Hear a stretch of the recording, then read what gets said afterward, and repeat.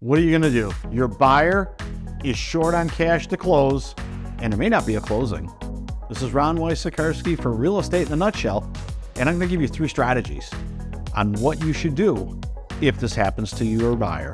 The first thing is, today's interest rates, while they're a little bit higher, there is a way to get some extra cash out of the deal. And let's just suppose for a minute the rate of 6% is today's rate.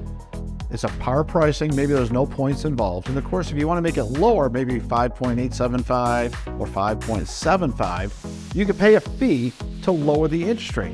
Well, the reverse also applies. If you can qualify and accept a rate of 6.125 or 6.25, there's positive pricing on that. What that means is it's a way to get cash back from the lender that you could use towards closing. So that's one strategy, positive pricing on your financing. Now, the next way that you can get a little bit more money is examine the appraisal.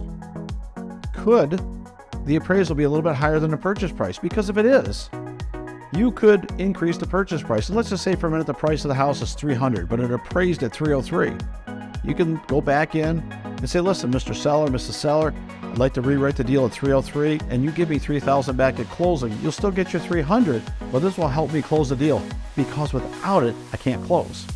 So second strategy is re-examine the deal and add in a closing cost benefit to help you close. The last strategy, ask the seller to drop their price. Because if you're short $3,000, that seller, if you do not close, has to go back on the market. They may have to make an extra mortgage payment. They could have to pay some tax prorations and all these other things that could cost them money down the road.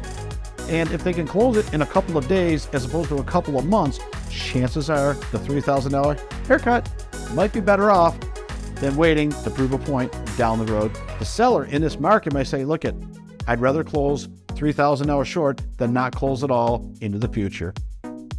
Go ahead and subscribe below. Definitely leave some comments. Love to hear your feedback. This is Ron Wysokarski for Real Estate in a Nutshell.